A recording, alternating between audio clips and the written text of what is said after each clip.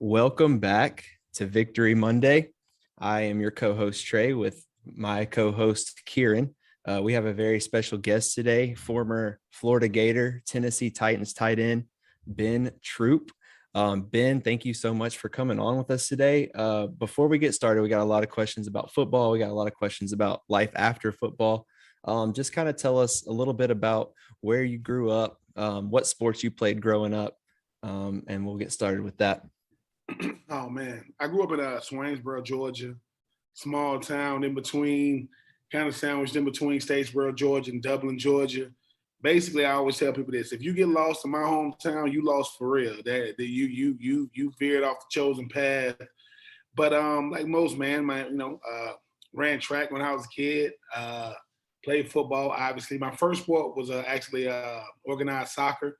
Because in Swainsboro, if you're 6 years old, you can't play organized football. You got to be 7. So I played soccer at East Georgia State College down there. And when I turned 7, which is funny, my birthday is September 1st. That's the cutoff. So they was putting all the stuff up at the rec, and my mom was like filling the thing out.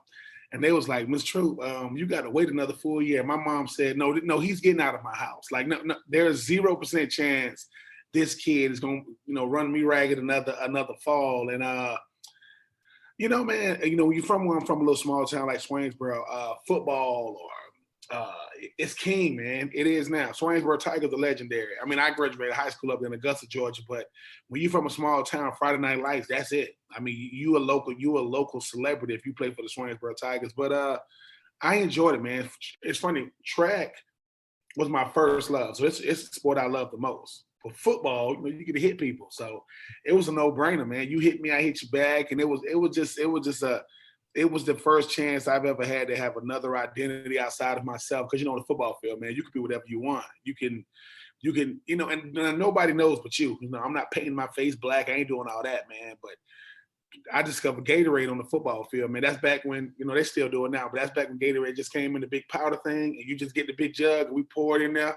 Man, we used to be high off Gatorade. We were drinking that Gatorade up, man. But it was good times, man. It really, really was. I think when you were a kid in a small town, you don't really know what you have, because that's all you know. Everybody knows everybody.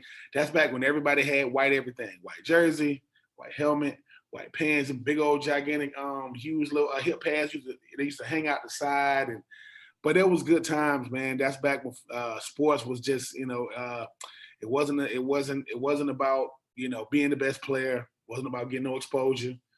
It was, my mother being me being 7 years old, my mother not being able to afford cleats, and my coach telling my mom, "You get him to practice tomorrow, and I'll handle the rest." I remember this. And hey, man, football taught me how to show up, man. Taught me how to just do my part, man. Like, I mean, I know we're going to get into my career and everything and how it ended up, man. But trust me, fellas, that was not the plan. When I was 7, it was mama, or it was wear your little jersey to school. Let your little fake girlfriend, whoever that was, if I was 8, whoever she was, wear my jersey during lunchtime. Make sure you give me my jersey back, because I got a game after school, and it was fun, man. It was fun. So I enjoyed all of it. Yeah, I really liked how you emphasized growing up in such a small town, how football was like, you were basically like a celebrity and stuff. Because I went to a high school in Russellville, Kentucky, a really small community.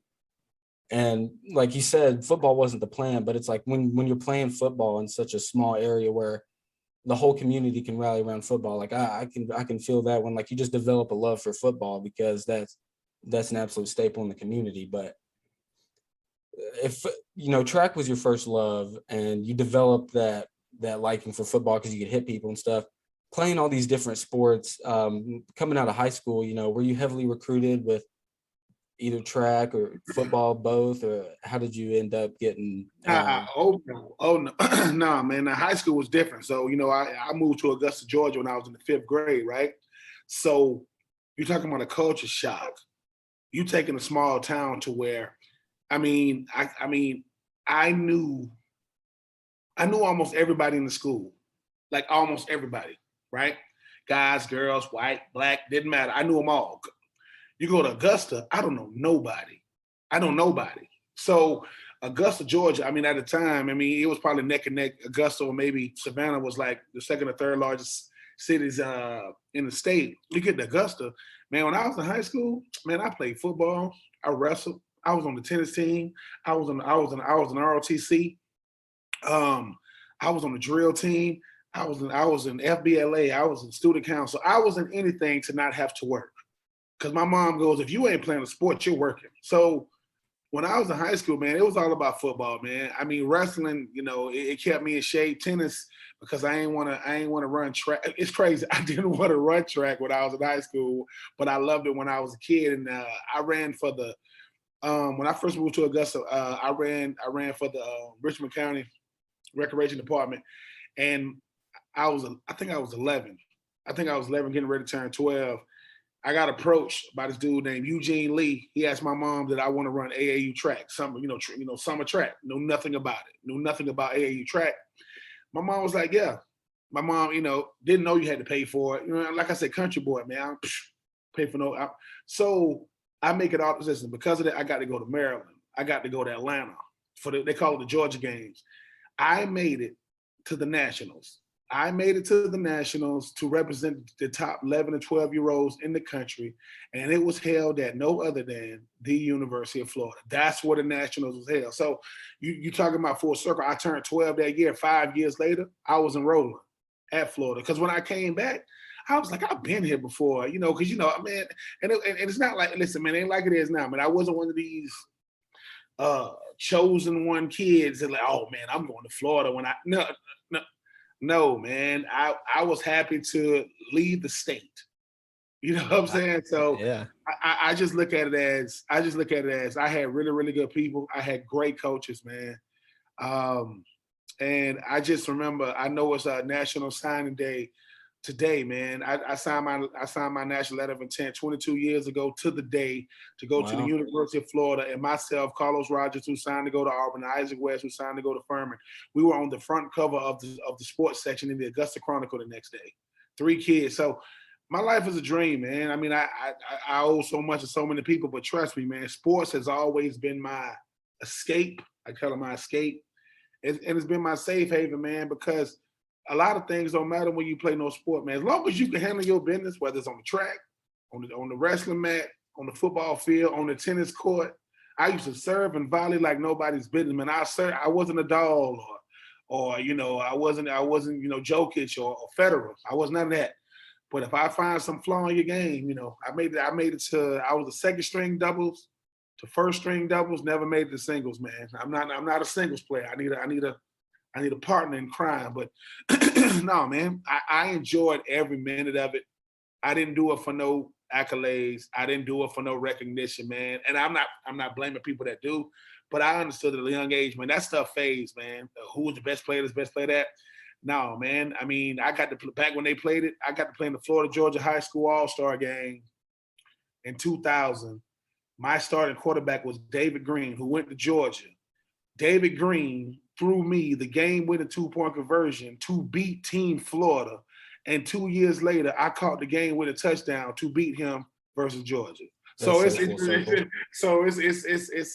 it's fun, man. And to be remembered for anything you did on the gridiron or whatever is always a blessing. So I take it all in stride. that's awesome. I just love how passionate you sound about even all of the sports, even before football kind of became your focus. Was there ever a time when you thought like I guess when did you decide that you were going to go to Florida? Did you want to stay in the South? Did you have other offers to go other places in the country? What was that process like? It was weird because we were the first of our kind. Like I said, myself, Carlos Rogers, and Isaac West, we were the first. We weren't the first guys to get recruited at my school. We were the first, quote, big time recruits.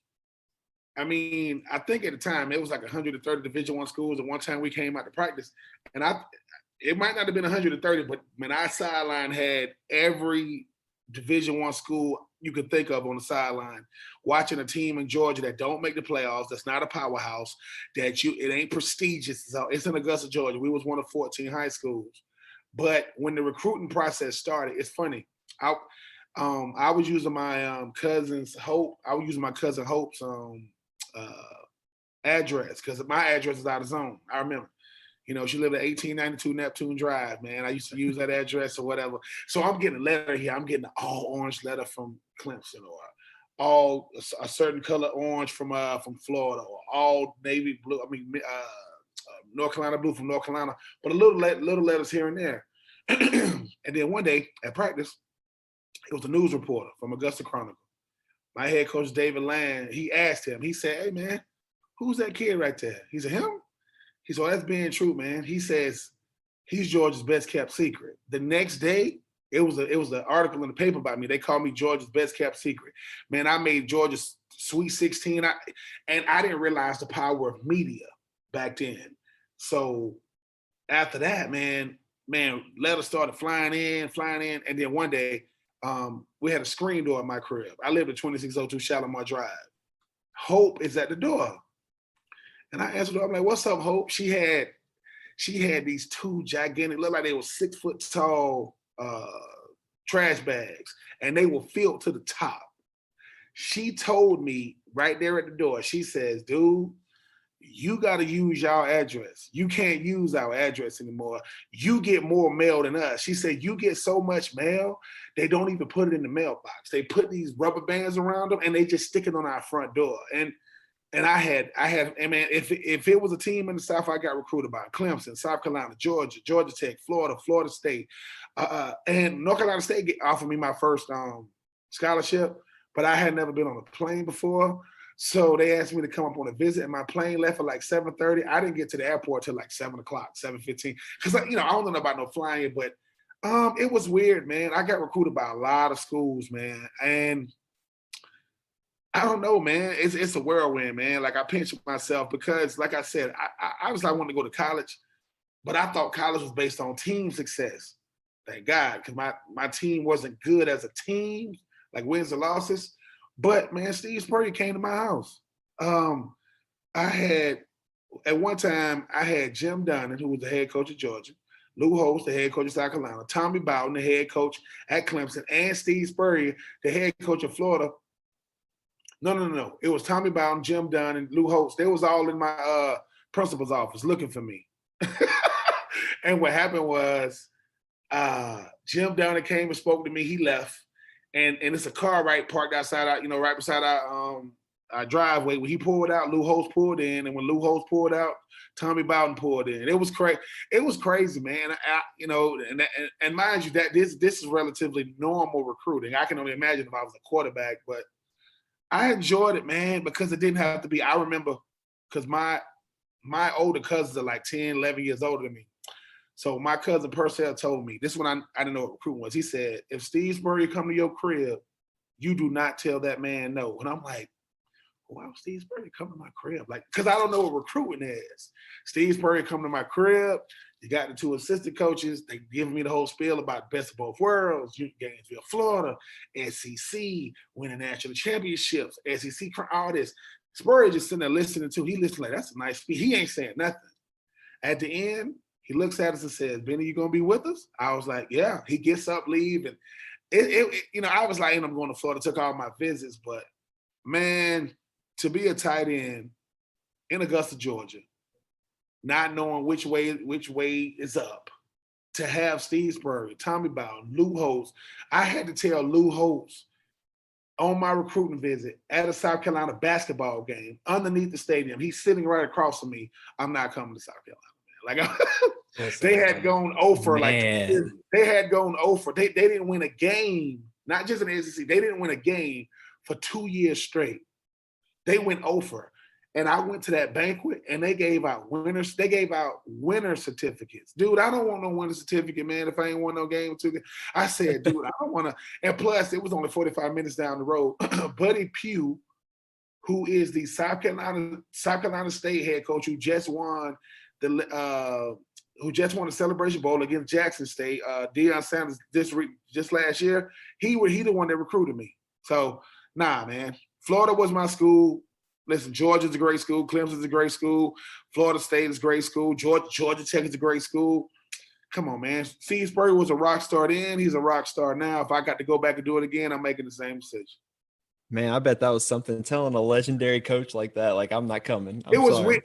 It was weird because I'm at the game and we cheering and they say, Ben, you need to come with me. I'm like, where we going? And you go in this room and it's just me and Coach. It's just me and Lou, and he's sitting across the table from me like it's like a scene in a mob movie, man. It's like me and the boss. So I'm sitting here like, listen, Mr. Lou, I apologize. I'm gonna get your money to you. It was crazy, but he, and Lou Holtz got that stoic type voice, and I let him go through his spiel. 17 years old, I was like, nah, coach. You know what I'm saying? Because, and that's another thing, man. I graduated high school at 17. I went to college at 17. So at 17, I graduated. 17, I go to the high school all-star game in Atlanta.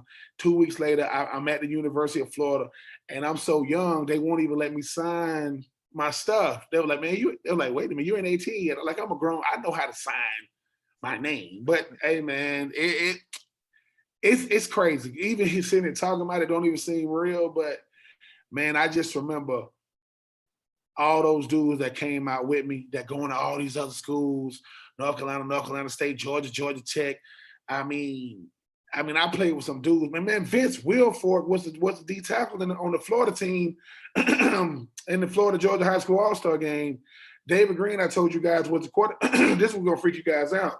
Excuse me. The fullback in the 2000 Florida Georgia High School All-Star game was none other than who? Ronnie Brown. Ronnie Brown went on to go be on the second overall pick in 2000. He was the fullback. I'm telling you, man, I played with some guys, man. So I look back on these things and go, dude, how in the world did I end up here, man? How in the world did I do these things? But hey, man, here we are, man. Here it is.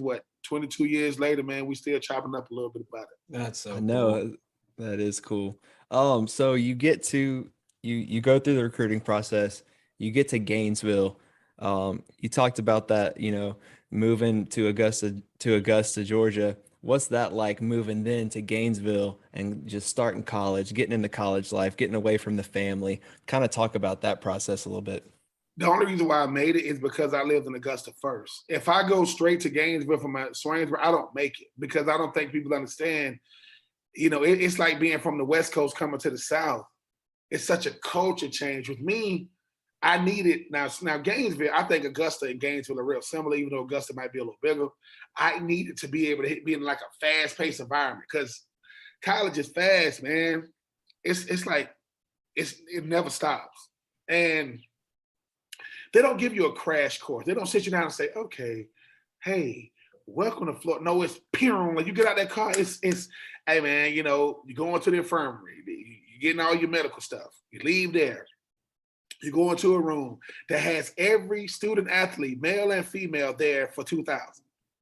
Then you do that. They sitting there giving you the spiel. They say, hey, we call your name. Get up. Come with us. You go over to the financial aid department. They say, hey, listen, after we paid your tuition, this, that, and the third, or whatever, you left with, $1,800. I'm like, I'm left with $1,800? They're like, yeah. They was like, so do you want us to just automatic deposit? I said, well, I don't know what automatic deposit is. They said, that means we send it straight to your bank. I said, well, listen, I ain't never had no bank account before. So I said, I know what a check is. So they gave you the check. You get the Bank of America. They said, hey, man, why don't you automatic deposit? I said, because I ain't never had a bank account before. Never had an ATM before. Never had this much money before.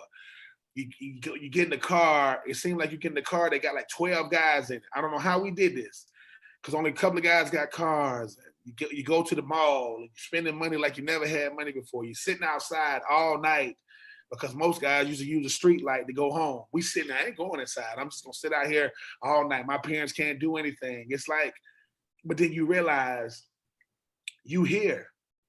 Like you have this moment in your mind. You said, dude, like, I'm here, but I don't even know what I'm here means. Like, I don't even know what that means. And then Steve Spurrier comes out and they go to national championship trophy. And they go to Heisman and here come the prestige. But you're doing everything with freshmen for a full week. So you're thinking, oh, man, I got this.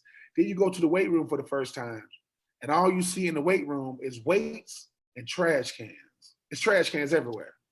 And you're like, oh, they got so many trash cans in here. There you go. Oh, you wait. You get done with that. You get done with that first workout, and that trash can is littered. We throwing up all of it. It's bad.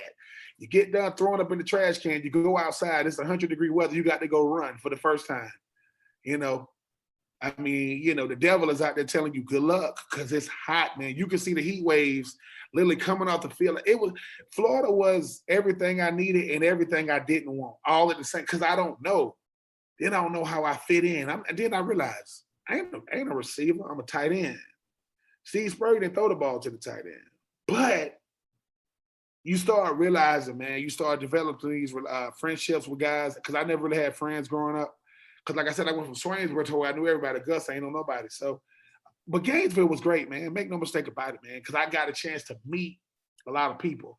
I got a chance to get into my philanthropic work. I got a chance to understand about, you know, servitude and helping other people and using my voice. Because I didn't play to my senior year. So I went from Steve Spurrier to Ron Zook, from Buddy Tevens to Tyke Tober to, you know what I'm saying, from Jesse Palmer to Rex Grossman to Chris Leak to Ingle Martin. I mean, Lito Shepard and Key One. I mean, the names just Alex Brown. The names just go on and on.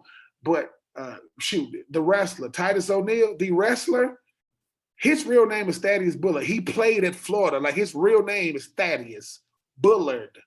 He went to Florida with me the same way he walked around. Like he was destined to walk around oiled up in black tights and boots. Because the boy, he used to do that when we was at Florida. And I didn't know he was going to be a wrestler, but hey, Florida was the culture shock that I needed. But it was also like a chance to mature as a person. Because listen, fellas, football has always been my identity for a long time. But then if I'm not playing, what is my identity? Because I didn't play until my senior year. So people talk about transfer portal and all these different things. That could have been me. I could have been. Listen, we just won the Orange Bowl my sophomore year in Miami. We just beat the brakes off of Maryland. And me and Kenny Parker from Warner Robins, Georgia, went to Northside High School. We drive back up 75, and we look at our cell phone. It says Steve Spurrier, breaking news. Steve Spurrier just went to Washington. Like Steve Spurrier that we just saw, that just said, you know. So it was a lot of things that went on, man. But I needed all of it. I needed the good, the bad, the confusion. And I will say that to anybody that want to go to college, that want to play big time football. Understand, you might not be a priority. You might never become a priority. I stuck it out, man, because I ain't want to start over somewhere else. I couldn't even imagine going somewhere starting over again. So I stuck it out, man. It worked itself out. But Gainesville only even had any level of making it because of Augusta. If I go from Swainsboro to Gainesville, I'm right back in Swainsboro, probably coaching high school football, doing my best to try to stay relevant. Yeah. So, you know, you get to Florida, and I know you said that you didn't really play until your senior year. And so I have some questions about that here in a second, but those first 3 years, you know, after you got there as a 17-year-old, you know, you hit that first gut check, throwing up in the trash can and stuff. Oh my God. Yeah. Within those first 3 years, you know, not really playing, did you sit behind some really good tight ends, or did you not necessarily fit what Steve Spurrier was doing? Or talk about that before I get into your senior year. I would say yes and no. I don't think I sat behind really great tight ends, man. I didn't know what I was doing. Like, what people don't understand is, yeah, man, I fit the physical makeup. I got the size, I got the speed, I got athleticism, but I didn't understand what I was doing. Aaron Walker and Kirk Wells and those guys, I don't think it was necessarily they was better than me as a player. They was better than me at schemes. They understood what they was there to do. Kirk Wells never even wanted to go pro. He told me, Ben, I ain't never going pro, but I get to pay for my school through football, right? It's a dude. So it was a kid named Marshall Schapp. Marshall Schapp is the reason why I couldn't redshirt. He was a third string guy, and the fact that I was better than him, I don't know why I was better than him because neither one of us played. I couldn't even redshirt. But I would say, I wasn't ready, man. It would be equivalent to if I knew somebody in the radio industry and they let me on the radio because they knew me. I'm gonna get fired. They're gonna get fired. The producer's gonna get fired. And sometimes you need to. I had to accept the fact that my athletic ability wasn't enough and didn't warrant me any opportunity to get on the field. They called our practice field the proving grounds. That's what they call it. So if you make it on Saturdays because you proved it Monday through Friday, and looking back on it, man, I'm happy that it happened that way, because if they do throw me out there, I'm going to be so awful that I'm going to end up getting benched anyway, and I may never play again. So that would have been me. So it's not so much that the guys in front of me was better than me. They was better than me mentally. Like, as far as like the parts of the game that I needed, the parts of the game that I never like focused on, because my athletic ability was always good enough. That stuff ain't gonna work, man. But I'm happy that it happened that way. Tyke Tober, he's big time, great wide receiver coach down in the NFL. I think he just got hired by Chicago. I mean, he done coach guys like Odell Beckham Jr., Brandon Marshall. He done coach some. He was my position coach my junior year, and me and him used to go at it, because I wasn't used to that type of hard coaching. But this how he knew I wasn't ready. To end meetings, he'll say, all right, Troupe, if you can tell me what you got on this play, this meeting is over. I couldn't tell him. All right, what you got on this play? I couldn't tell him. And he was like, he said something that stands with me to this day. He goes, it is my job as the tight ends coach to put you in the best possible position to be successful. It is the job of the head coach to put the best 11 out there. Are you the best 11? And he goes, you know how you know you're not the best 11? I go, well, he said, because you had to hesitate. You ain't just say yes. So in a sense, man, I needed it, bro. Man, listen, let me tell y'all something, man. I could care less about being a good football player. Let me tell y'all, I want to be my best. Don't make no mistake about it. It took me 3 years to figure out how to be a good teammate. It took me 3 years to figure it out. So my senior year, whatever I did individually, only because I earned it. I ain't caring about them yards, man. I got an 18-year-old quarterback named Chris League. I'm a 21-year-old senior. This dude is a 18-year-old true freshman starting the SEC. His eyes was this big all the time. Like, he's wide-eyed, man.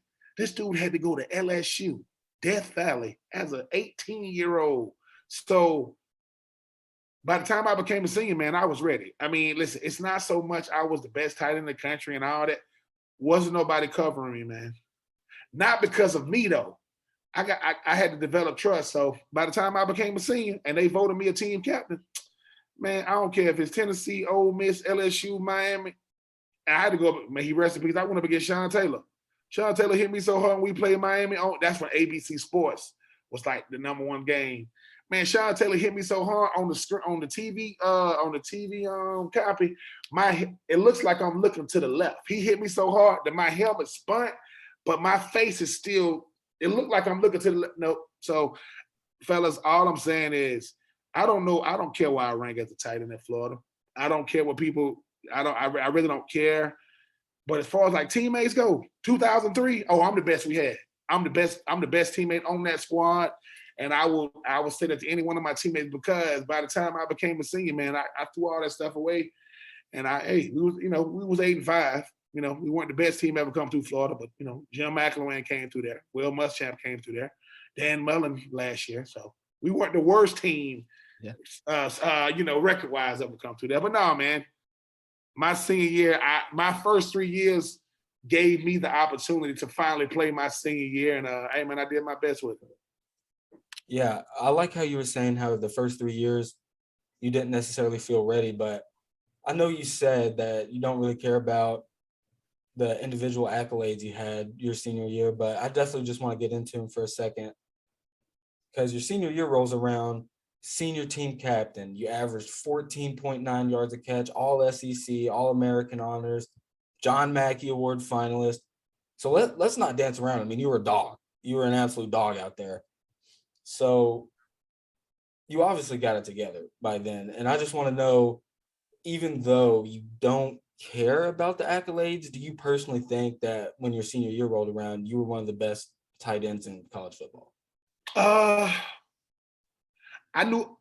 say this mentally, yes. Like mentally, because Ron Zook, man, he was straightforward. He was a straight shooter. And Ron Zook called me in his office and he said, being Troupe, I will not tell the media why I do not throw you the ball anymore. I won't answer that question one more time. I told him, don't ask me no more. And he said, I'm gonna give you an opportunity to go out there and show what I know you can do, right? And to me, that's humbling. But he also told me this. He says, Ben, you are my best player, but I will not treat you like my best player. You will not feel like you're my best player. I'm going to be on you all the time. And that's how it was. And in a sense, you know, when people look at guys like, and I'm not comparing the two, but when people look at a guy like Bill Belichick and they see why his team is so good, because he's hard on the team. Like, he don't give you no air. That's how Ron Zook was to me. So this is the funny thing. I did not know I was first team at All SEC. I did not know I was first team All American. I ain't know none of this stuff to the bowl game. None of it. I was sick as a dog. Man, we back-to-back Outback Bowls. We in Tampa. I am sick as a dog. I ain't never felt like this in my life. The whole tight end room was sick. Ron Zook said, number one, you're playing. You're You're not going to not play. I said, I'm going to play. He said, because I will not tell the media why you are the first All-American to not play in the bowl game. And I'm like, I'm All-American? And he realized in that moment, this boy, I said, yeah. He said, you're an All-American, All SEC. This is what he told me about the John Mackey. He said, John Mackey Award finalist was I was number one, Kellen Winslow was number two, dude named Chris Wilson out of Pitt was number three. He said, if the voting comes out on the day it's supposed to come out, you will win the John Mackey. If it doesn't, they're going to give it to Kellen Winslow. It did not come out on the day it was coming out. But this is the difference in that. My senior year, I think I had 39 catches, a little bit over 600-something yards, and like 5-6 TDs. Kellen Winslow had 60 catches. He had one touchdown. He did not have more yards. He had more catches than me. But this is the difference, man. Kellen Winslow is Kellen Winslow Jr., the son of Hall of Fame tight end Kellen Winslow Sr., right? My daddy was in jail. So if you got to weigh which you gonna go with, I'm gonna go with the Lexi. And look, man, I don't care about no John Mackey Award, man. I know that Aaron Hernandez won it. Obviously, Kyle Pitts won it. Man, sometimes for me, just being a finalist to me is enough. Because when they go back, they go say, "Man, who were finalists that year?" And to be honest, I ain't know who John Mackey was. Even when they told me you up for the John Mackey, I'm like, yeah, man. I didn't know John Mackey because I wasn't a football historian like I am now. But I will say this, man. My senior year, I did some stuff that I used to laugh at. Cause I'm like, how did I get open on this freaking play?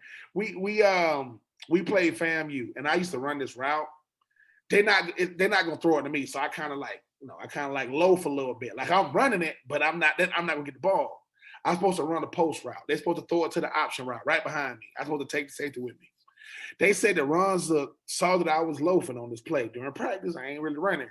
So they say he told Chris Leak, Larry Fedora, the offensive coordinator, Mike Zombrecker, throw it to Ben regardless. What?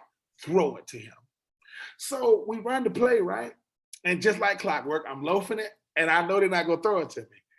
And I look, and the ball's in the air, and it's coming towards me. And I'm like, what the hell? Like, you know what I'm saying? So I'm running. So this is what I did. Listen, I run, and I jump, and I throw my arms out as far as they'll go, and the ball just stuck in it. Boop, I catch it, right? Crowd's going crazy, right? You know, you thinking they did something. Ron Zook says, if you would have really been running, you could have split those guys and scored. That's the type of coach he is. And this is what he told me. He said, whenever you make up your mind, you're the best tight end in the country. When you make up your mind, that's it. Like, because he said, I see you every day. So my mentality was changing, man. Like I realized the importance of, he goes, if you don't play well, we don't have a chance to win, man. Like, don't you understand that? So that's what it really was for me, man. He helped me develop a confidence. He would say confidence and cockiness. He said, you need to live in the middle. You don't need to be cocky. You don't even need to be confident. You need to be in the middle to where people don't know. He says, your teammates should think you confident and your opponent should think you cocky. That's what they should think. But you in the middle. And that stuff is, man, Coach got some of the best sayings in the world, man. And those are the things I went off of. So at the end of the year, when I'm at the bowl game, you go to the bowl game, they give you these two big billboards. It was me and Keywan Ratliff. I said, I got a freaking billboard. And I asked for that thing. I still got that thing. We go to a little meal with us in Iowa. So like I said, man, I got the chance to see what it feels like to be a headliner. In college, dude, because, And it felt great. I'm not gonna lie, man. On the front cover magazines, and I couldn't afford no magazine, so I saw it. I couldn't buy it. I didn't have no money. But I mean, front cover magazines and on watch lists. And Lynn Swan, the great Lynn Swan, was we played Miami, and he was working for ABC, and he comes up to me and said, "Hey Ben," I said, "You Lynn Swan?" He's like, "Yeah." He said, "I'm looking forward to watching you play." I remember stuff like that. I'm like, "Do you want to watch me play?" He said, "Well, I'm ABC, man." So, and Lynn Swan, a little old guy. I'm thinking Lynn Swan gonna be about 6'6". Lynn Swan like 5'9", small, right? But hey, man, all I can say is I wouldn't take it back. I'm happy that I got a chance, country boy from Swainsboro got a chance to do it. But you know, my teammates know it's all about them, man. Chris Leak said something, man, that really made me feel good. They was asking Chris Leak about Kyle Pitts a couple of years ago, and Chris Leak said, "Oh, I had a Kyle Pitts." He said, "I had to be in Troupe. I ain't, you know, Kyle Pitts is good, but I had Troupe, so I was good." That's the kind of stuff, man. So, because listen, 2006 when they won the Natty, them Zook boys, a lot of them boys out there, they was freshmen with us, like Dallas Baker and Andre Caldwell and Chad Jackson. Them boys, they was freshmen with us. So hopefully we had a little bit something to do with that. That's awesome. So things really sounds like things sped up towards your senior year. It started all coming together. And then I mean, that next spring the NFL draft rolls around. The Titans ended up taking you, I think, number 40th, I think that's right. Yeah. And did you know, like, kind of know where your draft position was going to be? Did you know that Titans were interested in you? How did that draft process go? No, when I went to the combine, I had a whole bunch of they have a team, the teams put in for you to sit down with them. I sat down with almost every team. I ain't sit down with but I sat down with almost every team. I never ever had an official meeting with the Titans. George Henshaw, who was the tight ends coach, kind of like spoke to me like in between meetings. So when they drafted me, man, I was shocked. But my agent, Joe Siegel, this is how I know this dude is like amazing. He says, "Ben, you will not go higher than 20th and you will not go lower than 40th." And I got drafted 40th. So now the Titans had a first round pick, but they drafted back in the second round because they got a compository pick. So they had 40 and 42. So me and a dude named Travis, the boy out of Hawaii, went 40 and 42. But man, the combine is crazy. I mean, you walk in a room that's dark and you can see faces, you can see images of faces, and you can hear voices, but you can't see them. And you walking around, they tell you to drop, they tell you to take off everything, but you in there with boxer briefs on, you're standing on the stage, they get your height, they get your weight, they make you turn backwards, and they get your wingspan, they get your hand size. It's crazy, man. Like, it's crazy. I wouldn't change it though. I wouldn't change it because going to the combine, you get to see all the guys you saw around the country. Like a lot of them, we know of each other. We don't know each other, but man, you seeing guys, man, all the time. I didn't do nothing at the combine though. I didn't run. I didn't lift because my agent said, "Look," he said, "you got to use your leverage, man. You're not comfortable at the combine, don't do nothing. You don't want to run, don't run. You don't want to lift." And he says, "This is what I need." He says, "If you won't do nothing, Kellen Winslow won't do nothing. Kellen Winslow didn't do anything. He didn't run, he didn't lift." But there was a guy by the name of Ben Watson out of Georgia. He was a freak. Ben Watson was a freak. Ben Watson, three things he did that stood out. He ran like a 4.5 040, blaze, just fast. He did 35 reps on the bench and he racked it. Like he did 35 and racked it. Like he did it. No one touched it. On the Wonder Lick, he got a 49 out of 50. He got a 49 out of 50. And we asked him, "Dude, you got a 49 out of 50?" He said, "Yeah." He said, "Because I didn't have time to do the 50th question. I ran out of time." I'm like, "Dude, who are you, bro?" Like, listen, man, it's crazy. It's crazy. So, and that's just small things, man. The combine was humbling, man, because there are players around the country that know of you. I said, "You played in Florida?" "Yeah, man, you do that jump over dudes." It was crazy, man. It was crazy. I got to work out with Greg Jones, from Florida State, and Michael Bulwell, and Abad Carroll, and it's Chris Perry and all these different, Michael Jenkins. And to know I was a 40th overall pick in the 2004 NFL draft, headlined by Eli Manning, Phillip Rivers, Ben Roethlisberger, Larry Fitzgerald. I got to go to the rookie premiere in California when I got my first trading card deal. I'm out there with the top rookies in the country, man, future Hall of Famers. And it's a dream, man. It's so much respect. I realized the combine taught me how to root for other players, not just myself, getting back to that teammate thing. And here I am, man. I want guys to go. Listen, in 2004, I hate Ben Watson for this. I love him, but I hate him.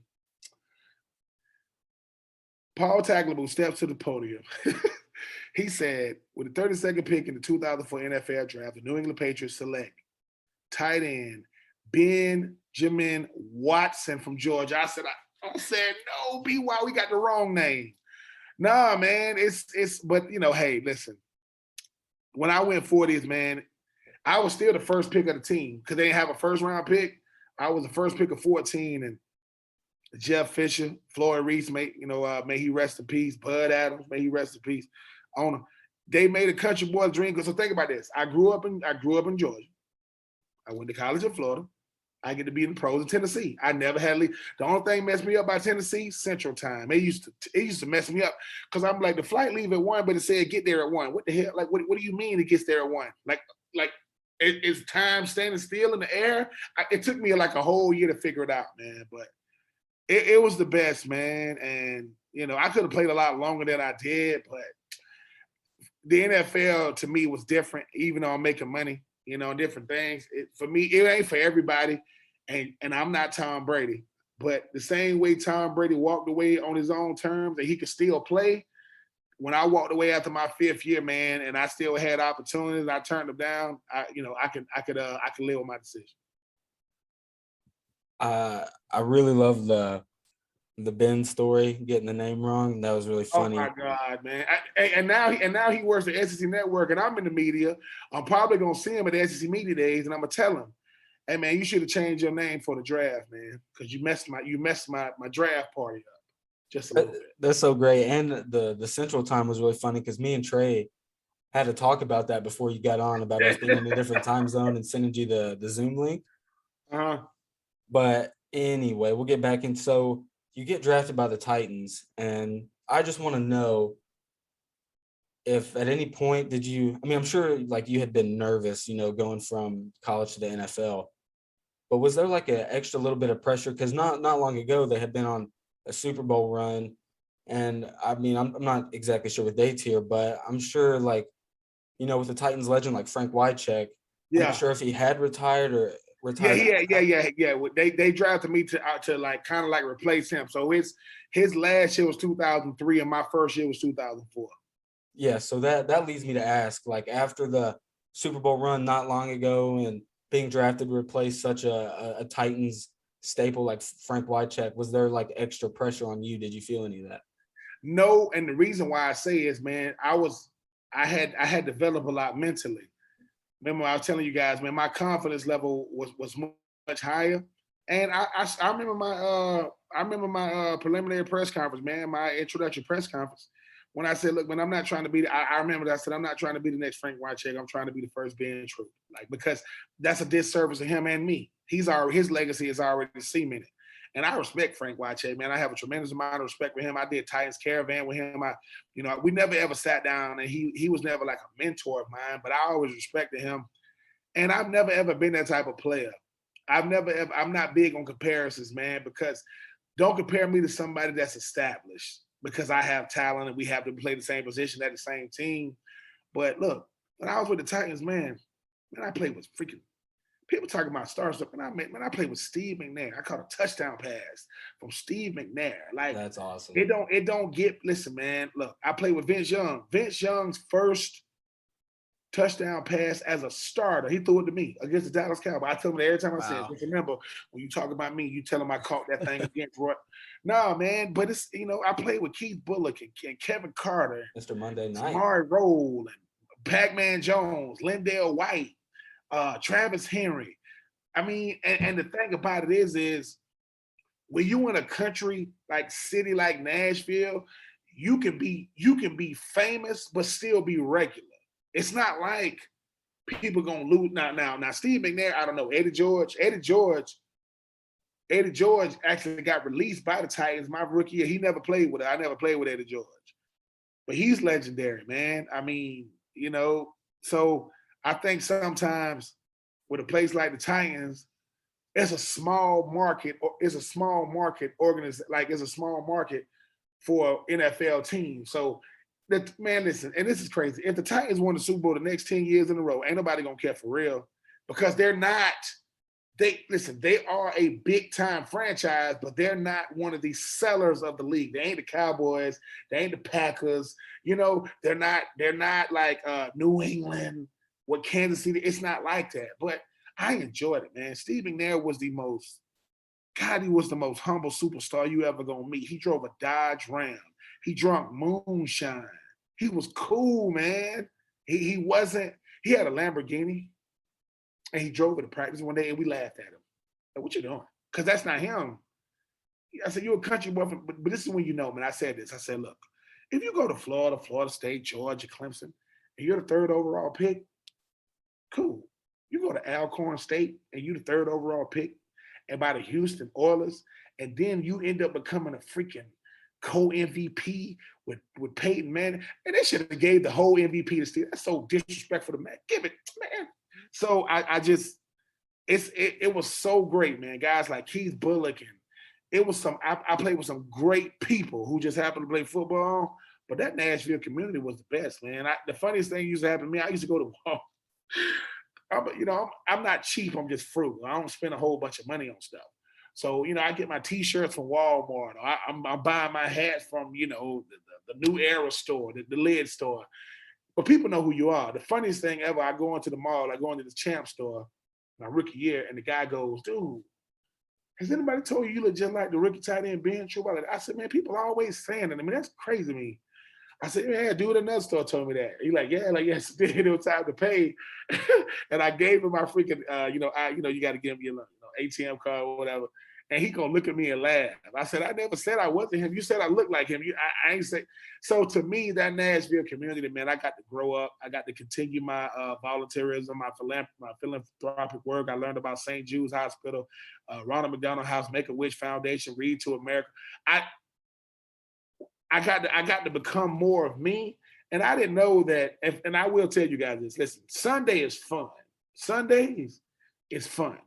Monday through Saturday in the NFL sucks. It's awful because it's your job. Like, I get to work at 8. I get home at 6, just like anybody else, except I'm in meeting after meeting after meeting, practice, then meeting and meeting. We meet about meeting. Hey, man, let's have a meeting about the meeting we just had. What? But that's, but then people get cut. I had a friend that got cut that didn't know how to tell his wife. So he's getting up every day like he's going to work. And he's not on team. It's crazy, man. The NFL is a crazy, crazy world.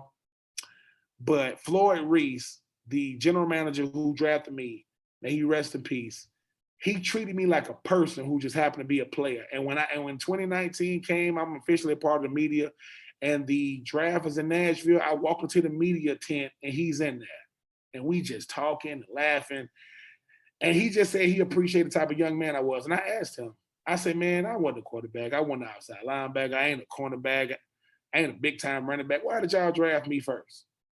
He said, because, Ben, we had a first-round grade on you, and we knew with our research, background check, we never, ever had to worry about you away from the field. Never. And he says, you don't know how far that goes. Like, you don't know. And he told me I was ahead of my time. He said, dude, you was a downfield, stretch the field tight end.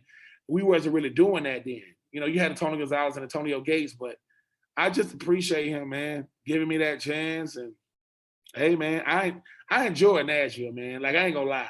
When I had to leave after my 4th year, I said, dang, I got to go to another team. I'm probably going to have to go to New York. I have to get a real coat, learn how to walk in the snow, which it never happened that way. But, hey, man, to anybody that want to go to the league, trust me, let me be the first to tell you, it ain't what you think it is. And maybe that's just my experience, but when you take something that's pure to me and you dilute it because of the politics and the money, and y'all see what's kind of going on with the coaches and all this stuff, you are intertwined with that stuff. I played with Pac-Man Jones when he got suspended for a year, And this is when I knew that it was bigger than me. Some news reporter just pulled me to the side and said, Ben, you heard what happened to Pac-Man? Could you give us a quick statement? I said, what happened? He said, man, he got suspended for a year. He's whispering this to me. I said, oh, man. I said, look, man, we wish our team ain't nothing but the best, man. Nobody's bigger than the law. And if you did something against the law or whatever, you got to get, you got to deal with the consequences. We welcome him back. I led NFL Network that day. They said, Pac-Man, and I'm like, and I said, they got NFL Network cameras in the locker room? They go, yeah. I didn't know that. I'm like, what? So I'm telling y'all, man, it's amazing to me. So I look back on it. Like I said, my time with the Titans, Aaron Kinney, former tight end of the Titans as well as the Gators, I owe him my whole career. Because when I got there, I was there to essentially replace him. And he never looked at me as a competition. So shout out to EK, Bo Skate, Greg Gunther, Shad Meyer, every tight end I played with, man. That tight end room saved my freaking life because I needed those laughs, man. I appreciate the money, but I need the laughs more than I need the money.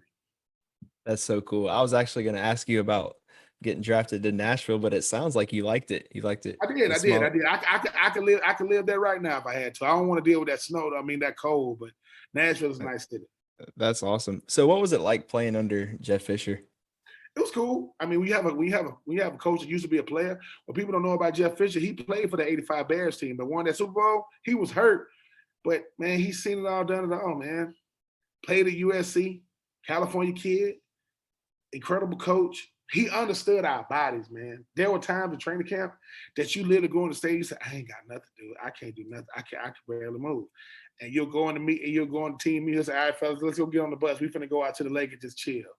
What? So I think he's underrated as a coach, but I appreciate Jeff Fisher, man. He had that.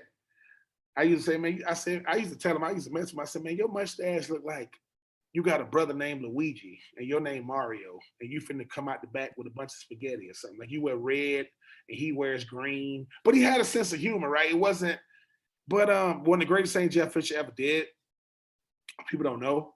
So my dad suffered really, really bad from drug addiction. My mom told me about me, my brother, sister, that we was growing we was about high school then, and he was suffering with it when I was in the league. And one time, my mama called me and told me like he was outside the house, like making threats. Now my mom was in Swainsboro. I am in Nashville. I go to Jeff Fisher's crib. I go in his office. I tell him about what's going on with my mom. I said, man, could you help me? He said, you want me to help you? I said, yeah, I want you to help me, man. I don't know what to do. He gets on the phone with my mom. He says, Miss Troupe, I'll have some authorities over there for you in a second. He calls our every team has a cop that works for the team. He gets in contact with him. He calls down there to Swainsboro. They go over there. They get my dad. They ain't taking him to jail, but he left. And he's a real one for me because I don't want to reveal my personal life, man. That's all I have. But what do? 22, 23-year-old, and I'm trying to focus on football, and my mom having struggle. So Jeff Fisher was a real one, for that, man. I appreciate. He could have just said, "Hey, man, that ain't my business," but he didn't. So sometimes the coach get to show you who he is as an individual, and he did. And like I said, man, they drafted me, man. Like Jeff Fisher was cool, man. He wasn't a yell and all that. But I will say this thing right here, this little thing right here, if this goes off during the meeting, he gonna throw it. He gonna say, watch your head, it's done. So the best thing to do is, you thought it was on silent. No, it was on vibrate, and it rung. He said, give it to me. Boom. He don't ask. He gonna break it. He gonna throw it up against the wall and it's done. But he the best, man. I with Jeff Fisher. Now I think he finna be coaching again in the USFL or something like that. I wish him the best, man. Anybody that's giving me opportunities like he did when he didn't have to. Because like I said, man, he drafted Vince Young, and Pac-Man Jones, Chris Johnson. And man, I was a tight end, and I appreciate him, man. And Jeff Fisher know he cool with me. I really, really love that Jeff Fisher story about helping you out there. And so does with that relationship you formed with him, do you still keep in contact with him at all? Does he support you? I wish I could, man. I wish I could, but life just happens, man. Life happens. The hardest, the coaches that you're gonna have the most It comes with be your position coaches, because that's who you spend the most time with. But man, life just going different directions, man. Guys wish me the best. I wish them the best. There are coaches that I like, Ty Tobert, that guy I told you about my junior year in college. I wish I had his number. Just tell him thank you. But nah, I ain't really get a chance to communicate with none of my coaches, man, for real. Because, dude, when you're in a business and everything is so, structured, all you have is your personal life. So it's almost like dudes try not to get too close to coaches, because it's politics, man. Like you wouldn't believe. Everything is so, hey man, coach them, but don't get attached to them. Because if that coaching staff gets fired, right, and that coach moves on, or that player get cut, or that player get hurt, that player ain't a priority. Think about a coach who loves every one of his players individually. I'm talking about your position coach. But they got to go to a staff meeting and they ask him about the tight ends. And if Jeff Fisher tell my third year, wait a minute, was it my third year? Yeah, my third year, we go to training camp in Austin Peay, and I found out in the paper that I'm the starting tight end. I'm like, what? Aaron Kenny's still there, finna come to training camp. And they were like, hey, yo, you take first team reps. And I'm looking at it's weird, man. I'm like, but you got first team. And I can see the awkwardness in my position coach's face. Cause he got to do, listen, man, we get marching orders, man. The general said it's what we got. We the lieutenants, we got to go at it. So it's so much to it, man. That's why when I see guys now talking about, man, I'm supposed to be a Hall of Famer. I said, dude, you're gonna drive yourself crazy over something you don't control. So I enjoyed it, but I think the realness of the league made it not fun anymore for me. And I can't, if I'm not truly giving all the time, I can't do it, man. So I had to, that's when it stopped being fun. And then when they cut Aaron Kenny, which I know is a part of it, that stuff just ate me up, man. Cause I know his family, I know his kids, I know his wife, so it was wild, man. But I just think that at the end of the day, it ain't for everybody. I appreciate I got a chance to do it. But the fact that I even made it 5 years sometimes just blows my mind. Yeah, what I take away from that is when you were talking about the politics and not getting too attached, people getting cut and all that. So you played 4 years for the Titans? Yeah, I played 4 years for the Titans, and 1 year with like the Bucks and the Ravens. I played with the Bucks for 2 games, went through training camp with John Gruden, and that's good Lord.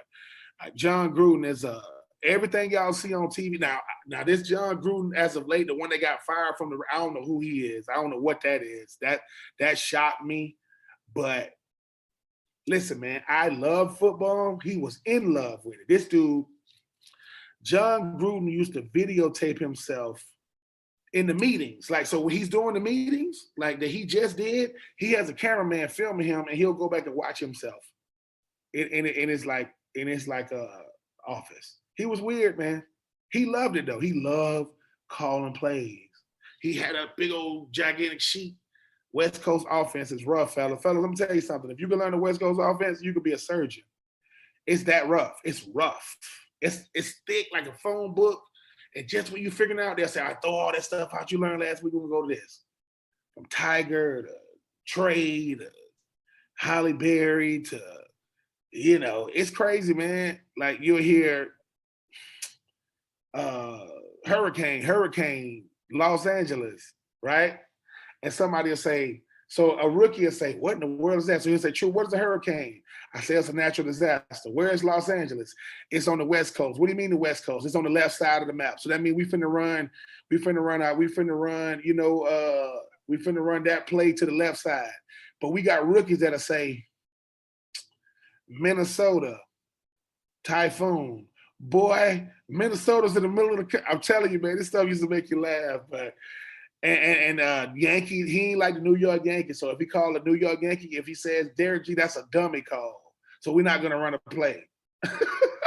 It was the best, man. It was the best. I enjoyed John Gruden for that training camp, but he's animated, man. I said, your wife got love you do. You like 100 people in one person.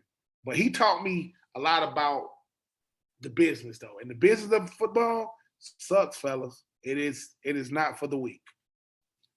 I really love that insight you gave us into Gruden in that training camp. And so, but that, if that was around your last training camp, or about when you left the league, we can, I guess we can transition now. We've talked a bunch about football. So now you're doing a lot of different stuff. And so I know how way earlier in the pod you said football was your identity. You identified with football. So how difficult, if it was difficult for you at all, was the transition out of the out of the NFL, and then finding your identity once you left? I think it was the hardest thing I ever had to do, because I didn't realize how much football was like. It was in me, man. It was my everything. It was what I was known for. It's what I was good at. It's what I've always done. So when you're trying to find out, listen, I'm not saying that. I'm not saying that. Listen, I don't need no sympathy. It's not a woe is me, but I really didn't know. But it goes back to my 3 years of Florida. We used to have to go to Shands Hospital. You do a hospital visit every year. They put your name on the list. You go, you look. Oh, I got to go to Shands.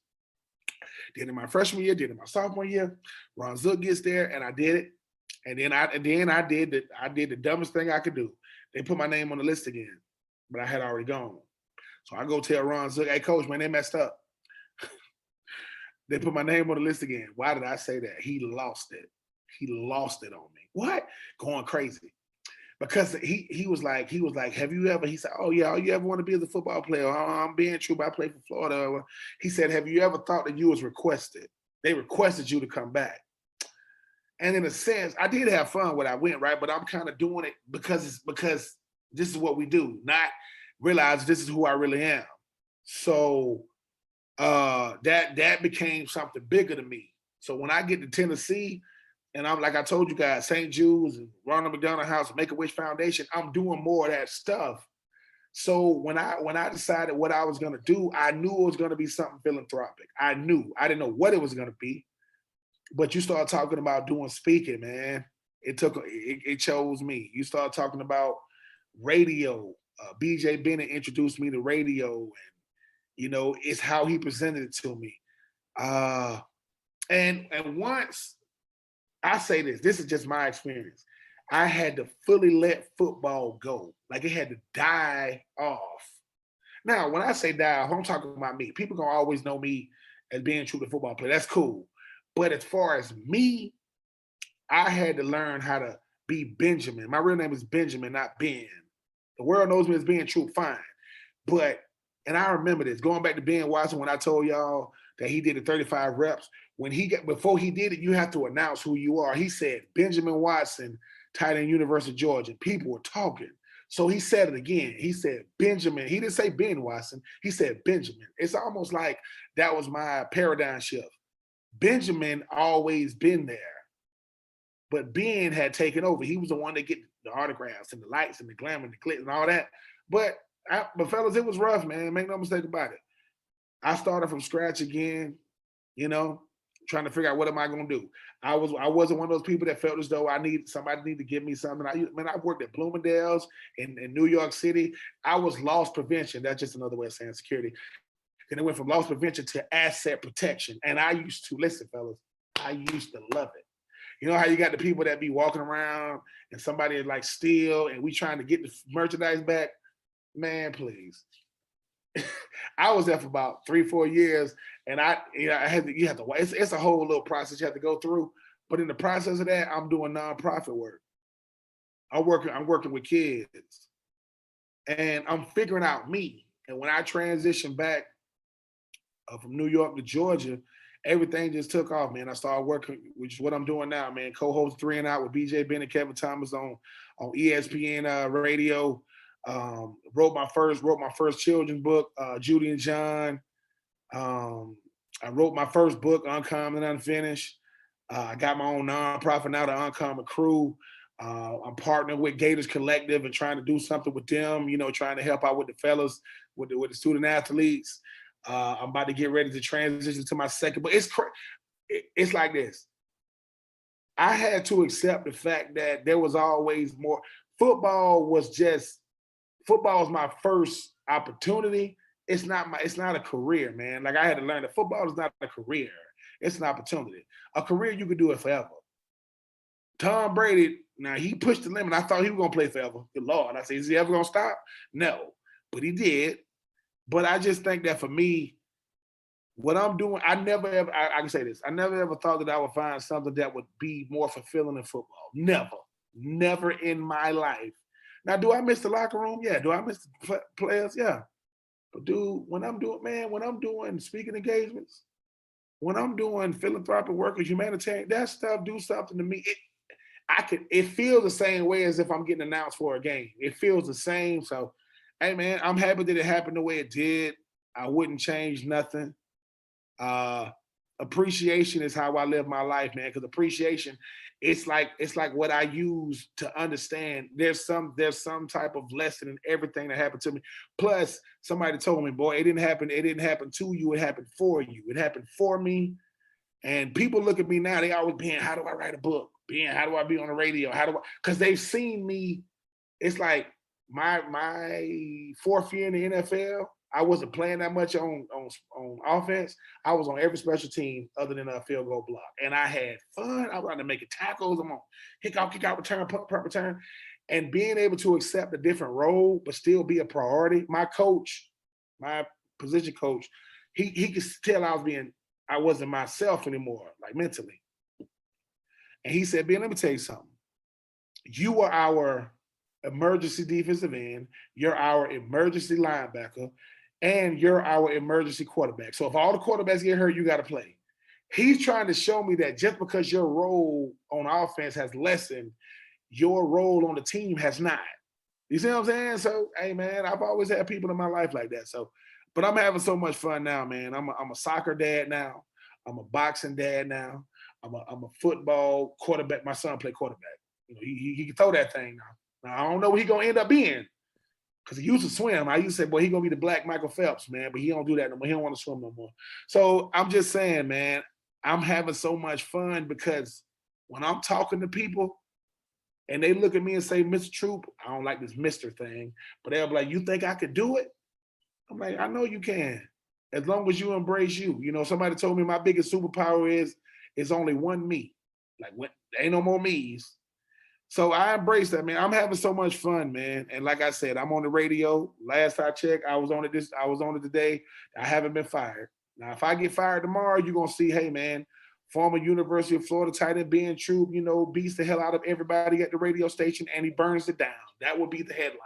No, I'm not gonna do that. But now, fellas, let me tell you something, man. You guys reaching out to me, wanting me to do this is validation for me. And now I never needed validation, but if you notice, I don't care about, quote, oh man, who's the number one podcast in the world?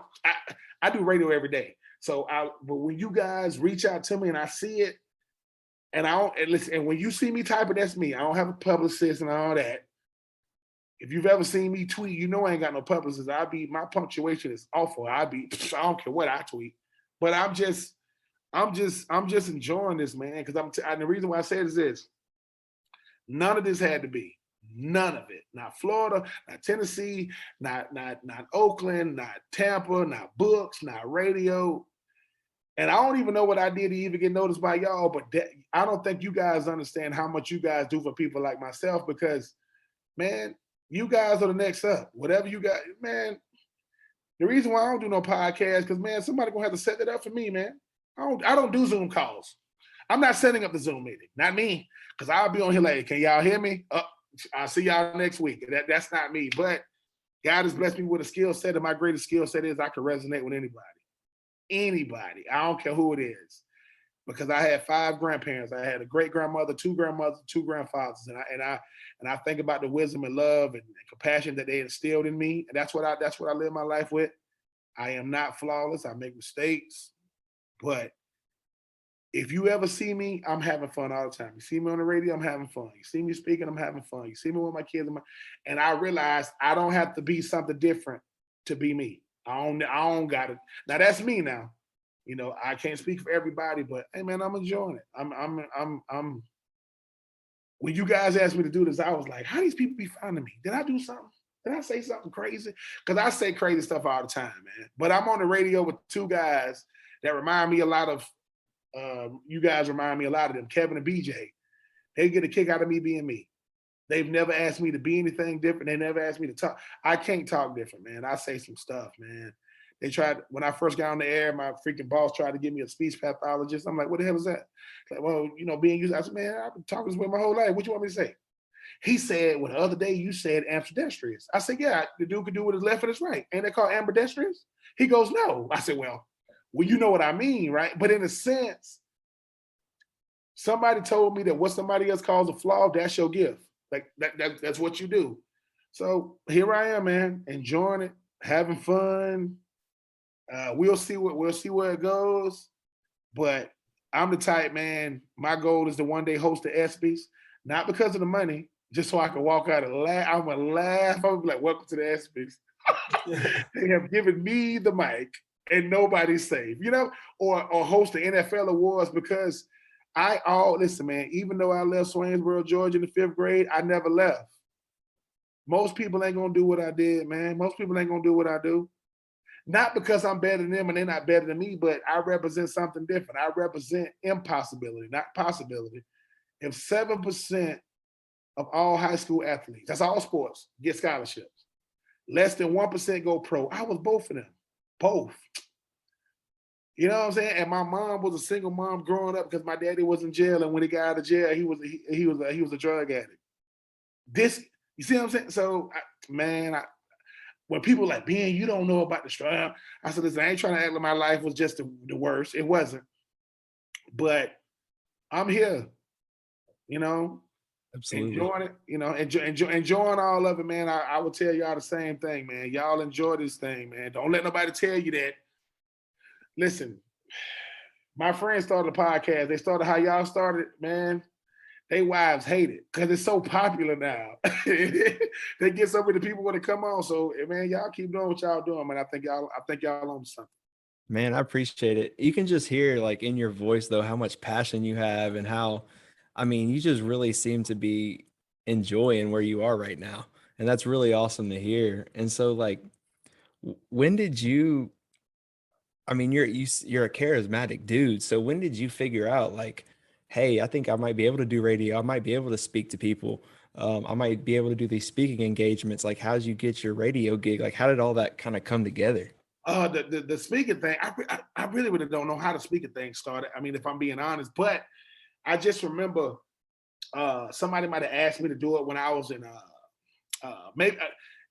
Gainesville. I think I went to like a school and just spoke a little bit. I went to like a daycare or something and just spoke. And then, like I said, once I went to the Titans, man, it just stuck. Radio, me and Aaron Kenny had a radio show called Hang Tight with Aaron Kenny being true. We ain't do nothing. They paid me and him to talk on Tuesdays. That's our off day. We'll do it at YMCAs or fire departments. We did like photo shoots. Man, we'll talk about the previous game. The dude named Brent Doherty. He helped us do it. Oh, yeah, I love Brent. Yeah, man. Brent actually hit me. Brent is that dude too. The radio thing was a little bit different because, now that I do it, the only reason why I never ever want to be a radio dude. I never ever, I know guys that they that's what they want to do. I appreciate the craftsmanship of everything that I do. So when it comes to speaking, I appreciate the craft, being able to read a crowd, understanding that if I'm sitting in a room with 1,000 seats, I'm really talking to one person with 999 other people in there. I'm talking to one person in there, just other 999 can hear the conversation. When you talk about radio, the number one thing about radio is you have to be comfortable. It's not even those, like, I thought it was finding your voice. Nope, you talk the way you talk. It's sticking with your takes. No, you got your takes. Are you comfortable? Am I comfortable hosting the show the same way I'm co-hosting the show? Am I comfortable talking about topics I'm not as fluent in? Am I smart enough to know that when I'm interviewing somebody, they are the expert? All I do is ask questions and get out the way. These are things I've learned, but it's about authenticity, man. BJ Bennett, who got me on the show, BJ Bennett is a type 1 diabetic. He don't mind me telling you. BJ Bennett is a type 1 diabetic who owns a website called Southern Pigskin. He's a writer by trade. He loves to write. When I first got hired on the radio, there were certain people that didn't want me on, not because of me, but because of the persona of former professional athletes, prima donnas, don't like the bad work habits, hard to deal with, toxic personalities. So BJ Bennett told those people, if he is not good enough, you can fire him and fire me. He told me radio is all he has. That's how he makes his money. That's his livelihood. He has a wife and 2 kids. When you hear that somebody is willing to put their livelihood on the line for you, it makes you have a different appreciation for it, right? And he's the one I wrote the book with. My book, Uncommon Unfinished. The Being True Story with BJ Bennett. He the one wrote it. The average ghostwriter costs between $10,000 to $15,000. He didn't charge me one dime, and he wrote the whole freaking thing. And this thing is at Barnes and Noble, Books a Million, Target, Walmart. So I say that to say, speaking chose me because I'm a country boy, man. I got stories for days, man.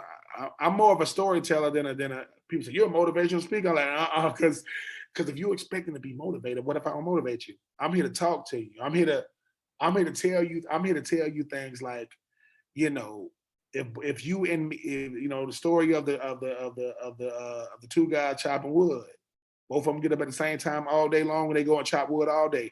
One guy leaves for an hour, he comes back, he out chops the guy that never left, and this goes on and on and on.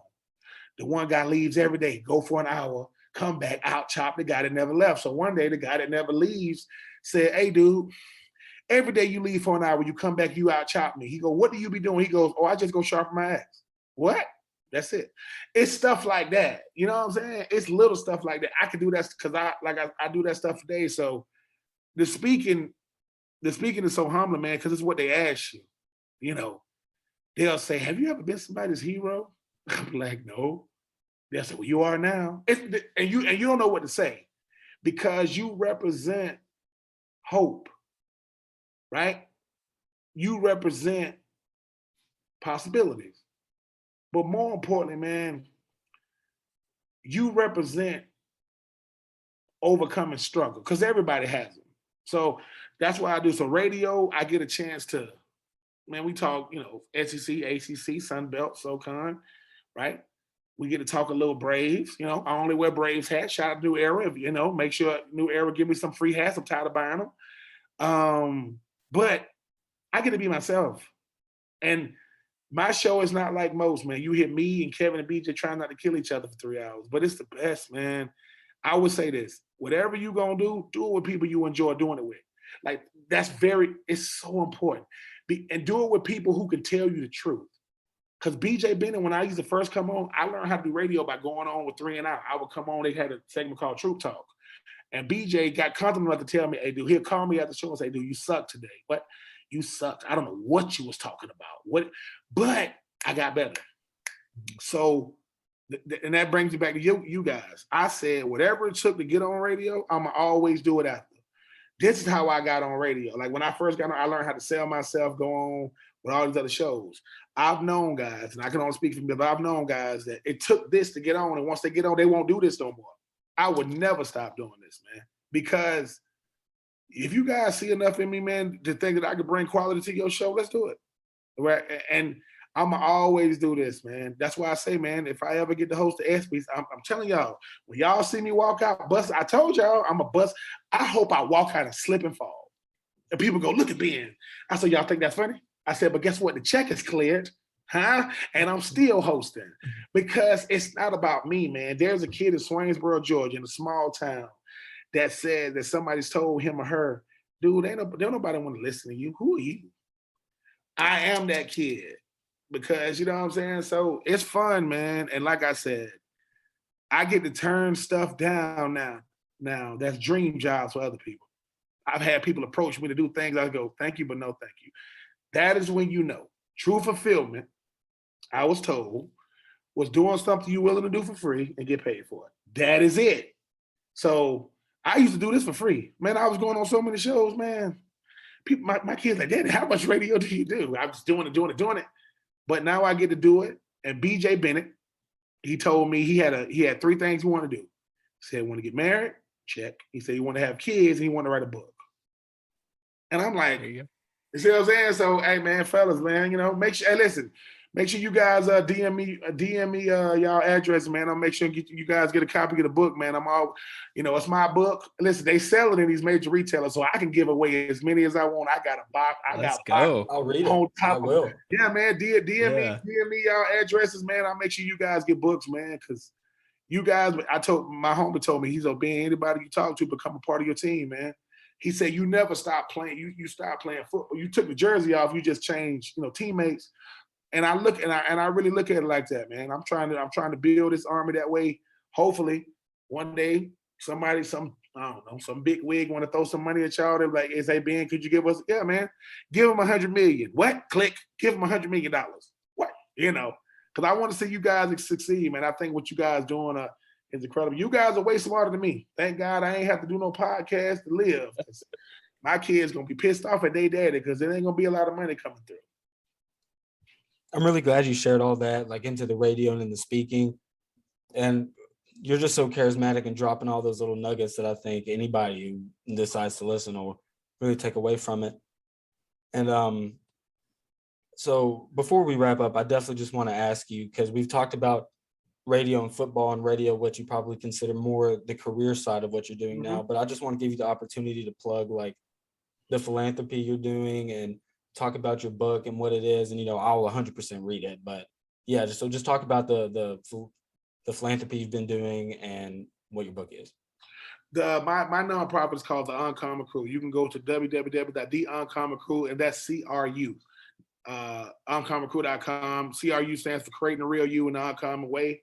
It's basically, man, it's just a way for me to give back to these young men in my community, let them know that, life is about what you do for others, man. And as much as anybody tell you, this is how I get past me, worrying about what goes on with me. The Uncommon Crew was always birthed through this notion of WEAWEN, which stands for we all we got, we all we need. I live by that. And the Uncommon Crew is something I hope to be able to outlive me. It's a chance for me able to help these young boys understand, man, there is somebody out there that cares about you, that don't want nothing from you but what you want for yourself. Like I don't, and a blessing is something that you can't do for me, I can only do for you. You can't do it for me.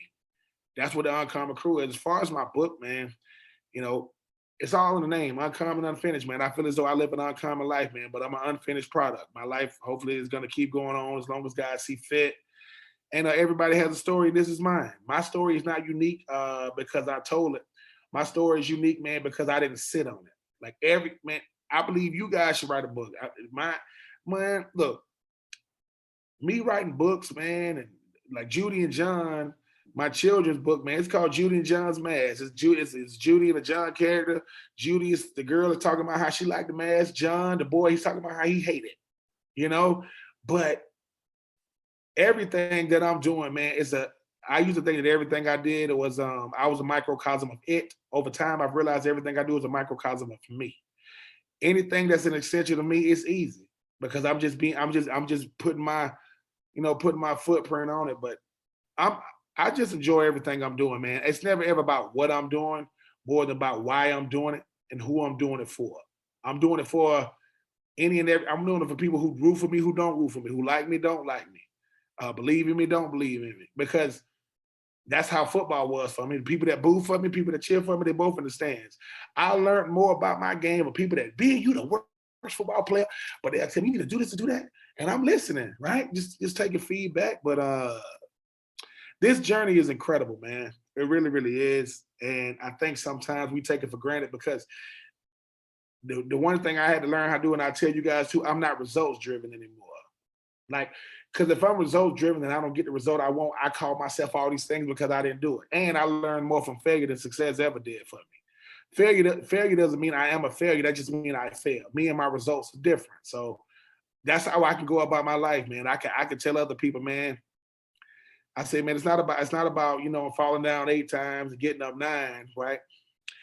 The falling down only lets you know, man, what am I here to do? It's what I really want. People go, hey, Ben, I fell off this horse. I said, well, I ain't riding no horse. Oh, hell no, I'm not doing that. You can have that part. But, man, when you start doing things that you always want to do, not something somebody told you couldn't do, what do you want to do? I just know that, man, this journey is, everybody's life is a movie, man. If somebody followed you around every day with a camera, there is something about your life that appeals to the masses, guaranteed, right? But what can you give to the masses without caring about, the hand claps, the praise? Because I don't care about it. It may come with it, man. It may come with it, but Uncommon Crew, when I think about it, when I see Uncommon Crew, Judy and John, Uncommon Unfinished, 84 Reasons, which is gonna be my new book, is coming out, sometime this year. 3 and Out on ESPN Coastal, on the Southern Pigskin Radio Network, on the ESPN app. I just laugh, man. I just laugh at this stuff. But what all that stuff doesn't compare to when you guys hit me up, you guys let me know if I am who I am. Because you didn't know that I said that I'm always do what I always did to stay in this business. But because I don't big time people. Nah, man, tell me when and where. Because I don't know what you guys are going to end up becoming and being, but I want to be able to say, oh man, I knew them way back when. What you mean? I was talking to them boys in Tampa, Florida, man, in a hotel room, visiting my daughter in the middle of the night. Why? Because I believe in them that much. You see what I'm saying? Like, that's awesome, man. I mean, serious, like I believe in y'all that much to do it. Plus, man, I'm doing for y'all what somebody did for me. The same thing BJ Bennett did for me by believing in me enough to be able to put his career on the line. Hey man, if what I could do for you guys is, make myself available when you need me, let's do it. Let's rock. And you did. You literally, like, of course. I sent the DM and you were just like, yeah, let's do it. I'm like, all right, let's do it. Of course, because at the same time, right now, I'm the second guest. It's gonna get to a point that, we like, hey man, we very selective who our guest is. I love to say, hey man, I was on that thing when they had only 2 guests. I was number 2. Now they they got 1,000 guests. This stuff humbles me, man, because once again, like my grandma say, none of it had to be. I'm a former athlete that still gets recognition because of who I am more than what I did. Most guys want to get recognition for what they did, and I tell them, no one cares for real, man. It's too many athletes. They polarize them. People think Patrick Mahomes is better than Tom Brady because he went to 4 AFC championships. People have lost their minds. but that's another conversation for another day. But no, man, it's, somebody told me, and I tell y'all, man, I'm just one beggar telling another beggar what the food is. And I really, really believe that, man. I feel as though my purpose in this life is far greater than any trial or tribulation or circumstance I ever went through. So if this is what I have to do to pay my rent of being on this earth every day, let's do it. Like, hey, man. And when y'all say Central, once again, because I lived in Nashville, I said, 09, that's 10. I got it. You did have it too. You know what I'm saying? So, yeah. Hey, man, I appreciate you guys, man, giving me this opportunity, man, and keep doing what you're doing. Treat the haters as feedback. You know what I'm saying? Treat the supporters as fuel. You know what I'm saying? That's what I do. Don't treat the haters as fuel because you're gonna have plenty of fuel. Don't do that. Use them as feedback, man. They telling you where your blind spots are. And it's not haters for real, man. They just instead of them saying, hey man, can I come on there with y'all? They're gonna say something negative. Just say, man, you want to come on our show? You don't got to do all that. So nah, man, I appreciate this. I'll tell you this. I appreciate this more than, and I'm saying if the ESPYs call me, I appreciate this more than that because that's the moment in time that they want me to do something based off something I can help the ratings. This could be a life-changing thing for all 3 of us. Who knows? So I appreciate y'all boys, man. I really, really do. I mean, here I am, like I said, visiting my kid in Tampa. And I said, hey, man, all I need is a Wi-Fi, a light, my computer, my I got a trusted Dusty Mac. I need another Mac. This bad boy here, he trusted Dusty. I get laughed at by my coworkers all the time. But I said, well, buy me another one. Well, don't talk about this one. But no, man, I appreciate y'all boys, man. I appreciate y'all thinking of me, man, and keep doing what you're doing. And I've been sitting here thinking of how I want to wrap this up, and you said so many kind words. It's almost difficult to be able to reciprocate all of that in a timely manner. But what I can say is that how you said that gives you validation. I know Trey and I probably both believe that on our end, just being available and hopping on this podcast, I mean, it means the absolute world to us because, I mean, we have no idea what we're doing. I learned how to edit podcasts a week ago. You know, it's like, so having you on and you've been able to share your story and us being able to just let people listen, I mean, that's just something so cool. And I just really appreciate all the kind words you've said, the nuggets that you've dropped for people to take away and apply to their own lives. And I'm just beyond grateful for the opportunity that you've given us of giving you some of your time for us. And so before we end the call or anything, I would just want to say that Trey and I are both now, we're not fans of Ben Troupe, the football player. We are Benjamin Troupe fans. So if there's ever anything that we could somehow do for you, you know, please reach out. I'm not sure what we could do for you at this point, but we'll always be available. And if before we go, is there anything else you'd like to add to the end of this? No, man, I just appreciate it, man. I just appreciate it. You know, like I said, man, never, I would say this, never, ever, ever, ever downplay your impact because you don't know what it is. You know what I'm saying? You don't know. And like I said, coming on here, you would listen, just know this, man. Y'all doing the favor, not me. I know sometimes like being you, nah, man, y'all doing me the favor, man, because sometimes, man, you know, I'm doing my part. Sometimes you're like, well, you know, who's to say if, not saying this was the case, like, well, we can get Ben, we can get, yeah, you can get me, you can get anybody. Like, just, and if they say no, and just know that sometimes no is better than yes, because sometimes they ain't fit for y'all platform. You don't want everybody just because you know of them. Hopefully I've given you guys enough to know that, look, man, you want people that see value in you, not just you seeing value. You want to be reciprocated. I want to be looking at the same thing that's looking at me. If values is looking at me, I want to be looking at value, you know, as well. So I appreciate stuff like this, man, because, hey, man, I'll be 40 years old in freaking September, man. So I got Kyle Pitts. Oh my God, I did his freaking sign. I did his voiceover when he got drafted. And I was like, hey man, by any chance, when was Kyle Pitts born? It was like he was born in 2000. And I was like, I got to college in 2000. I shouldn't even ask. Never mind. You know, so it's paying it forward, man. It's my humble pleasure. And I'm gonna do this regardless, man. Listen, I don't care what I do in this life. I don't care if I was a New York Times bestseller. I wouldn't care if I was Ben Troupe, whatever. Hey Ben, can you come on? Yep. And if I had a room full of people, I'd make them be quiet. Shh. Cause telling you, man, I see the value in people. And those are the type of people I come from. The people I come from, they made sure that they say, hey man, not comparing y'all to it, but they say, listen, you treat a janitor the same way you treat the CEO. You show the same respect to both. You don't look at one higher than the other one. You know, and I don't. I don't look at nobody. I don't have a hierarchy. I don't have that's so and so. You know what I'm saying? I want to be able to see you guys one day and be like, Izzy, them the homies right there, man. That's what I told. And I have a whole bunch of kids when they run up to you and say, hey, can you show us how to edit podcasts? I'm like, can you? Because I can't. I can't do it. So I appreciate y'all, man. Trust me. You know, everything big, you know, didn't start small. You just thought it was small. Nah, man. I think y'all boys got something special, man. Like I say, man, you know, Mark Zuckerberg pisses me off, man. I say, he started this, what? He started Facebook in what? In a garage. What? Yeah, man, what the hell? So, hey, man, this could be, you know, if this becomes y'all Zuckerberg moment, hey, man, all I'm going to do is this. Congrats, fellas. Keep doing your thing, man. Keep doing your thing.